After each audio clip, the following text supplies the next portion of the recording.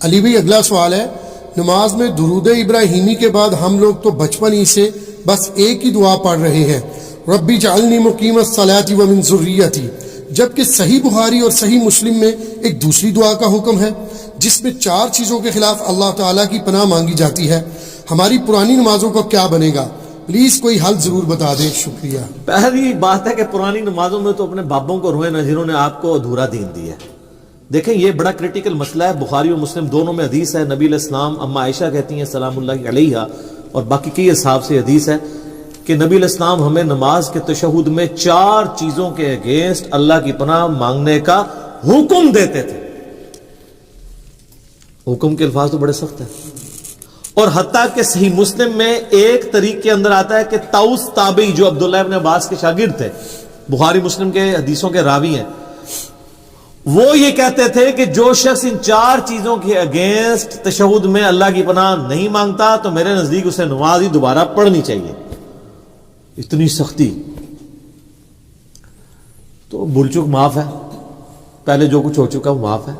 یہ جو ان کی سختی ہے یہ بھی تاکید کے لیے، ویسے تو کوئی تشہد کے بعد درود شریف پڑھ لے تو اس کی نماز کامل ہے، دعائیں سنت میں آتی ہیں، فرائض میں نہیں آتی، لیکن طاؤس تابعی رحمہ اللہ کا یہ موقف تھا، چونکہ نبی الاسلام نے حکم دیا ہے نماز میں پڑھنے کا، اس کو حکمیہ لینا چاہیے۔ تو بخاری مسلم الفاظ ہیں 4 چیزوں کے شر سے، مختلف الفاظ کے ساتھ ہیں، وہ چیزیں 4 ہی ہیں۔ اللہم انی اعوذ بک من عذاب جہنم ومن عذاب القبر ومن فتنة المحیا والممات ومن شر فتنة المسیح الدجال، یعنی جہنم کے اگینسٹ اللہ کی پناہ، عذاب قبر کے اگینسٹ اللہ کی پناہ، زندگی اور موت کے فتنے کے اگینسٹ اللہ کی پناہ، اور دجال جس کا دجل سے ایمان والوں کو اللہ ہی بچائے، آمین ثم آمین، اس کے اگینسٹ اللہ کی پناہ۔ یہ 4 چیزوں کے شر کے اگینسٹ۔ باقی یہ بات صحیح ہے کہ بخاری شریف میں الفاظ ہیں جب تم تشہد میں درود شریف پڑھ چکو اس کے بعد جو چاہو اپنے رب سے مانگو، اس کے تحت صرف یہ دعا نہیں، یہ دعا تو ہے ڈیٹم لیول پہ کمپلسری، اس کے بعد آپ کو جو دعائیں یاد ہیں کتاب و سنت میں عربی زبان کے اندر دعائیں معصورہ ان کو کہتے ہیں، وہ پڑھیں۔ مثلا ایک دعا تو آپ ضرور پڑھیں جو بخاری مسلم دونوں میں کہ نبی علیہ السلام نے، انس بن مالک کہتے ہیں اور کوئی دعا پڑھیں نہ پڑھیں، یہ دعا آپ نے زندگی بھر نہیں کبھی چھوڑی، اللہم ربنا آتنا فی الدنیا حسنہ وفی الآخرۃ حسنۃ وقنا عذاب النار۔ اس سے پرفیکٹ دعا ہی کوئی نہیں ہے۔ اے اللہ مجھے دنیا میں بھی بھلائیاں عطا فرما اور آخرت میں بھی بھلائیاں عطا فرما، اور سب سے بڑی بھلائی آخرت کی کیا؟ وقنا عذاب النار، آگ کے عذاب سے بچا۔ یہ اس سے بڑی کوئی دعا نہیں ہے، اور سب دنیا کے ہر کام کے لیے یہی دعا ہے۔ کسی کی اولاد نہیں ہو رہی تو یہ ہے، کسی کی نوکری کا ایشو ہے یہ ہے، کسی کو بیماری کا ایشو ہے یہ ہے، بھلائی ہے نا۔ اور مسلم شریف میں بڑی پیاری حدیث ہے، ایک صحابی کے بارے میں آتا ہے صحیح مسلم میں کہ وہ اتنے کمزور ہوئے گویا کہ چڑیا کی طرح ان کا ڈھانچہ ہو گیا، تو نبی علیہ السلام ان کی عادت کے لیے گئے، آپ کو اندازہ ہو گیا کہ اس نے کوئی کام ڈالا ہوا ہے۔ آپ فرمایا تو اللہ سے کیا مانگتا ہے؟ اس نے عرض کیا اللہ کے رسول میں تو اللہ سے یہ مانگتا ہوں کہ اے اللہ جو تو نے مجھے آخرت میں عذاب دینا ہے نا دنیا ہی میں دے لے۔ ہوئے اب سبحان اللہ، کیا تم اللہ کے عذاب کو برداشت کرنے کی طاقت رکھتے ہو؟ یہ تم کیوں کہہ رہے ہو کہ اے اللہ جو مجھے آخرت میں عذاب دینا دنیا میں دے لے؟ وہ دنیا میں بھی اللہ کا عذاب تو کوئی نہیں برداشت کر سکتا، اور تمہیں تو چاہیے تھا تم دعا کرتے اللہم ربنا آتنا فی الدنیا حسنہ وفی الآخرۃ حسنہ وقنا عذاب النار۔ یا ہم ایسے صوفیاء کہتے ہیں کہ ان کو جوئیں پڑی رہتی تھی، کوئی جو نیچے گرتی تھی پھر اوپر رکھ لیتے تھے۔ یہ گند مند دین نہیں ہے اسلام۔ اسلام میں تو یہ ہے کہ آپ نے اللہ سے بھلائیاں مانگنی ہے، تو نبی علیہ السلام کا بھلائی مانگتے، صحابہ کہتے ہیں اس نے وہ دعا پڑھی، وہ اس طرح صحیح ہو گیا جیسے ایک چوزا جب پیدا ہوتا ہے اس کے بعد میں پر نکل آتے ہیں زندہ ہو جاتا ہے، وہ اس طرح وہ اپنی بیماری سے باہر نکل آیا۔ یہ دعا اپنے تشہد میں پڑھے۔ اچھا ایک اور دعا ہے جو سیدنا ابوبکر نے حضور سے مانگ کے لی ہوئی ہے، دیکھ لیں صحابہ کرام تو مانگتے بھی تھے، تو کیا مانگتے تھے؟ صحیح بخاری میں حضرت ابوبکر نے کہا یا رسول اللہ، یعنی آپ علیہ السلام نے ترغیب دلائی ہے تشہد میں دعاؤں کی، تو مجھے کوئی ایک خاص دعا ایسی دے دیں جو میں پڑھوں۔ تو آپ صلی اللہ علیہ وآلہ وسلم نے ان کے لیے دعا ان کو تعریف فرمائی، اللہم انی ظلمت نفسی ظلما کثیرا ولا یغفر الذنوب الا انت فاغفر لی مغفرۃ من عندک وارحمنی انک انت الغفور الرحیم. یہ وہ دعا پڑھتے تھے. اس کے علاوہ بھی کئی دعائیں ہیں. رب اجعلنی ضرور پڑھیں. میں تو بلکہ کہتا ہوں رب اجعلنی مقیم الصلاۃ ومن ذریتی ربنا وتقبل دعا. اس میں ماں باپ کے لیے اولاد کے لیے دعا ہے. ایک اسپیسیفکلی اپنے ماں باپ کے لیے دعا کریں جو قرآن میں اللہ نے حکمن کہی ہے, رب ارحمہما کما ربیانی صغیرا. اے رب ان دونوں پہ رحم فرما جس طرح بچپن میں انہوں نے مجھ پہ رحم کیا تھا. یہ دعا پڑھیں. اور سر ایک اور دعا بھی یاد ضرور کریں, میں نے بڑی دفعہ اس کی ترغیب دلائی ہے, خدا کے لیے اب اس کو سیریس لیں. مشکات شریف میں 748 نمبر حدیث ہے, یہ مجھے زبانی یاد ہو گیا ہے نمبر بتا کے, ترمذی کے حوالے سے. جامعہ ترمذی میں سورہ صاد کی تفسیر میں یہ آیت ہے, یہ والی حدیث ہے. مشکات میں کتاب المساجد چیپٹر میں پہلی جلد میں 748 نمبر حدیث ہے. نبی علیہ السلام نے جب اللہ کی خواب میں زیارت کی تھی تو انہوں نے اللہ تعالیٰ سے وہ دعا مانگی تھی. جب نبی علیہ السلام کو اللہ نے کہا مانگ, کیا مانگتا ہے, تو آپ نے کہا اللہم انی اسألک فعل الخیرات وترک المنکرات وحب المساکین وان تغفر لی وترحمنی وَإِذَا أَرَدْتَ فِتْنَةَ فِي قَوْمٍ فَتَوَفَّنِي غَيْرَ مَفْتُونٍ أَسْأَلُكَ حُبَّكَ وَحُبَّ مَن يُحِبُّكَ وَحُبَّ عَمَلٍ يُقَرِّبُنِي إِلَى حُبِّكَ. کیا پرفیکٹ دعا ہے. یہ تشہد میں ضرور پڑھا کریں, بلکہ سجدے میں پڑھا کریں. صحیح مسلم میں حدیث ہے کہ انسان سجدے میں سب سے زیادہ اپنے رب کے قریب ہوتا ہے, لہذا خوب دعائیں مانگا کرو. اور اما عائشہ کے الفاظ ہیں بخاری اور مسلم میں کہ نبی علیہ السلام سجدے اور رکوع دونوں میں ایک دعا مانگا کرتے تھے, سبحانک اللہم وبحمدک, سبحانک اللہم ربنا وبحمدک اللہم اغفر لی. یہ بخاری مسلم میں رکوع اور سجدے کی تسبیحات کے ساتھ یہ بھی مانگتے تھے. ایک تو مسلم شریف میں حدیث ہے نا کہ آپ نے رکوع میں سبحان ربی العظیم پڑھنا ہے اور سجدے میں سبحان ربی الاعلی 3 دفعہ. اس کے بعد بخاری مسلم میں یہ تسبیح بھی ہے. ایک اور تسبیح صحیح مسلم میں سبوح قدوس رب الملائکۃ والروح. اور سجدے میں دعائیں بھی مانگے.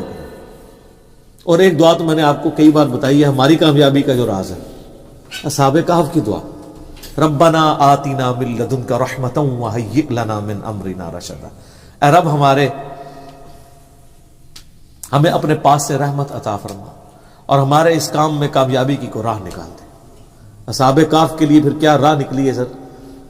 وہ معجزہ ان کے ساتھ ہوا ہے جو کسی پیغمبر کے ساتھ بھی نہیں ہوا. حضرت عزیر کے ساتھ بھی 100 سال کا معجزہ ہوا تھا, ان کے ساتھ 300 سال تھا, اور 309 سال قمری اعتبار سے اور شمسی اعتبار سے 300 سال تھا. یہ دعائیں سر اللہ سے مانگیں. اللہ تعالیٰ نہ مانگنے والے سے ناراض ہوتا ہے اور مانگنے والے سے خوش ہوتا ہے. یہ کائنات کا ایسا بادشاہ ہے, بلکہ یہی بادشاہ ہے کہ جو نہ مانگنے والے سے ناراض ہوتا ہے. باقی تو دنیا میں کوئی بادشاہ ایسا نہیں ہے کہ آپ اس سے مانگیں اور بار بار مانگیں اور وہ تنگ نہ پڑے. اللہ کہتا ہے نہیں مانگو گے میں ناراض ہو جاؤں گا. ادعونی استجب لکم, سورۃ المؤمن آیت نمبر 60. اے میرے بندو مجھ سے مانگو میں عطا کروں گا. ان الذین یستکبرون عن عبادتی, جو تکبر کرے گا نا مجھ سے نہیں مانگے گا, میں اسے ذلیل و خوار کر کے دوزخ میں ڈال دوں گا. وَإِذَا سَأَلَكَ عِبَادِي أَنِّي, جب میرے بندے آپ سے پوچھتے ہیں میرے بارے میں تو آپ فرمانے کہ میں انی قریب, میں بالکل قریب ہوں. اجیب الدعوۃ الداعی اذا دعان, ہر سننے والے کی پکار سنتا ہوں جب وہ مجھے پکارتا ہے. لیکن شرط ہے فلیستجیبوا لی, تم بھی میرا حکم مانا کرو, ولیؤمنوا بی, اور مجھ پہ ایمان لاؤ جیسا کہ حق ہے تاکہ تم کامیاب ہو جاؤ. تو دعائیں یاد کریں, زیادہ سے زیادہ اللہ سے مانگیں. اور سر دعاؤں کے بعد آپ یہ نہ سمجھیں کہ دعا قبول مطلب نہیں ہوگی تو وہ ضائع جائے گی, ٹائم ضائع ہوگا. دعا کبھی بھی ریجیکٹ ہوتی نہیں ہے. دعا وہ عبادت ہے جو ریجیکٹ ہی نہیں ہوتی. جامعہ ترمذی میں مسند احمد میں ہے کہ جب کوئی دعا کرتا ہے وہ کبھی بھی ریجیکٹ نہیں ہوتی مسلمان کی. یا تو جو مانگا وہ دے دیا جاتا ہے, یا اللہ تعالیٰ اس کے اگینسٹ کوئی بہتر نعمت بدل دیتا ہے, یا پھر قیامت کے دن کے لیے اسے ایز اے عبادت سٹور کر دیا جاتا ہے اور پھر اس کا اجر قیامت میں ملے گا. سنن نسائی الکبریٰ میں حدیث موجود ہے نا, جو وضو کے بعد پڑھ لے, سبحانک اللہم وبحمدک اشہد ان لا الہ الا انت استغفرک واتوب الیک, تو اللہ تعالیٰ فرشتوں کہتا ہے بس اس کو سٹوریج میں ڈال دو, اس کا تو اجر اب قیامت میں ملے گا. اتنا بڑا اجر. وضو کے بعد کی ایک یہ دعا بھی ہے جو محفل سے اٹھنے کی دعا بھی ہے, اور جو فرض نماز کے بعد کی بھی دعا ہے اور جو ہمارے گرین کارڈ پہ بھی ڈلی ہوئی ہے. 3 موقعوں پہ یہ دعا ہے. ایک دعا 3 مواقع, اور دوسری وہ دعا ہے جو صحیح مسلم میں اشہد اللہ الہ الا اللہ وحدہ لا شریک لہ واشہد ان محمدا عبدہ ورسولہ. تو جنت کے 8 دروازے اس کے لیے کھول دیے جائیں گے, جس مرضی دروازے سے چاہے وہ داخل ہو. تو اب رہا پرانی نمازیں, تو سر پرانے بزرگوں کو رو, ویسے رو کوئی نہیں یار, خوشیاں مناؤ. یہاں لوگ پرانی چیزوں کو روتے ہیں. یار آپ شکر نہیں ادا کرتے کہ جن کو آپ اتنا بڑا سمجھتے تھے وہ تو مارے گئے تھے. جو آپ اپنے آپ کو کچھ نہیں سمجھتے تھے, اللہ نے آپ کو کہاں گندے نالے سے اٹھا کے کہاں پر پہنچا دیا. تو بزرگوں کے غم پہ اپنی آخرت کی خوشی کو ترجیح دیں. یہ میرا گولڈن کوٹ لے جائے. بزرگ بابوں کے غلط سکھانے کے غم پہ اور جو ان کے ساتھ ہو رہی ہوگی اس گمراہی پھیلانے پہ, اس کے غم پہ ترجیح دیں اس خوشی کو کہ میں بچ گیا. ٹھیک ہے. یعنی ہمیں لوگ کہتے ہیں نا جی آپ نبی الاسلام کی وفات کا غم کیوں نہیں مناتے؟ سر نبی الاسلام کے آنے کی خوشی اور آپ کے ذریعے جو ہمیں ہدایت اور ہمیشہ کی کامیابیاں جنت کی مل گئی ہیں وہ ان کے جانے کے غم پہ بھاری ہے. اگر غم بھاری ہوتا نا تو صحابہ کرام پھر رومن اور پرشین امپائر نہیں اکھاڑ سکتے تھے, وہ غم ہی لے کے بیٹھ جاتے. ان کو پتا تھا کہ نبی علیہ السلام نے جو اپنا فرض ہے وہ ادا کر دیا, انہوں نے دنیا سے جانا تھا, وہ چلے گئے ہیں. اب ہماری ذمہ داری ہمیں دے گئے ہیں. جو بخاری مسلم میں یوم النہر کا خطبہ بھی ہے کہ آپ نے منا کے میدان میں کہا تھا کہ جو اللہ نے مجھے پیغام دیا تھا میں نے تم تک کیا پہنچا دیا؟ سب نے کہا پہنچا دیا, حق ادا کیا. آپ نے فرمایا اللہم اشہد اللہم اشہد اللہم اشہد. پھر کہا کہ اب تمہاری ذمہ داری ہے کہ اس کو لوگوں تک پہنچانا, اور دیکھنا بسا اوقات جس کو بات پہنچائی جا رہی ہوتی ہے وہ زیادہ یاد رکھنے والا ہوتا ہے بنسبت اس کے جو پہنچا رہا ہوتا ہے. اور محدثین جب یہ حدیث پڑھا کرتے تھے تو کہا کرتے تھے صدق رسول اللہ. اوئے ہائے ہائے, رسول اللہ نے سچ کہا تھا. آج دیکھ لیں دین تو نکلا عرب سے تھا, لیکن یہ 6 کتابیں جو آپ کے سامنے رکھی ہیں ان میں کوئی بھی عربی نہیں ہے. آج چینل تو سعودی عرب کا ہوتا ہے جو ہم چینل دیکھتے ہیں, لیکن حدیثیں چل رہی ہوتی ہیں رشیا کی اور ایران کی. امام بخاری رشیا سے, امام مسلم ایران سے, نیشاپور کے رہنے والے کشیریا قبیلے کے. آج بھی نیشاپور ایران کا شہر ہے, اور اسی نیشاپور میں امام حاکم بھی ہیں جنہوں نے مستدرک للحاکم لکھی ہے, وہ بھی نیشاپوری ہیں. بخارا, ہاں رشیا میں بخارا. ٹھیک ہے, اب وہ رشیا کہا جاتا ہے نا اسے. اور تسی اور کے نٹی گریٹی سنانا شروع کر دو جو گل ہے انہوں پڑھو. ٹھیک ہے, تو یہ ذالک فضل اللہ یؤتیہ من یشاء. یعنی آپ اس غم کو لے کے بیٹھ جائیں کہ میں تیرے ہوتے جنم لیا ہوتا نہ. سر آج بھی جنم لو تو تسی بہت کچھ کر سکتے ہو. امام بخاری اگر یہ کہتے تیرے ہوتے جنم لیا ہوتا تو سر انہوں نے اپنے زندگی میں 200 سال بعد آگے ثابت کیا ہے کہ تیرے ہوتے جنم تو نہیں لیا, لیکن کام وہ کیا ہے کہ جو تیرے ہوتے ہوئے جنم لیے والوں میں سے بھی کئی لوگوں سے نہیں ہو سکا. سر تھوڑی بات ہے, پوری دین کی عمارت کھڑی ہوئی ہے. ٹھیک ہے, تو غم کی بجائے نا کام کیا کرے. میرے آگے آ کے سارے رونا, او جی وہ اے ہو رہا ہے جی, وہ ہو رہا ہے جی, دیکھو جی دنیا کس پاس جا رہی ہے. سر اے رونے نا رو, ان لوگوں کی ریمیڈیز کرو, لوگوں کو سمجھاؤ, لوگوں کو بتاؤ کہ یہ غلط ہے یہ صحیح ہے. لیکن اس کے لیے آپ کو جھوم جھوم کے کہنا ہوگا کہ نہ میں وابی نہ میں بابی, میں ہوں مسلم علمی کتابی.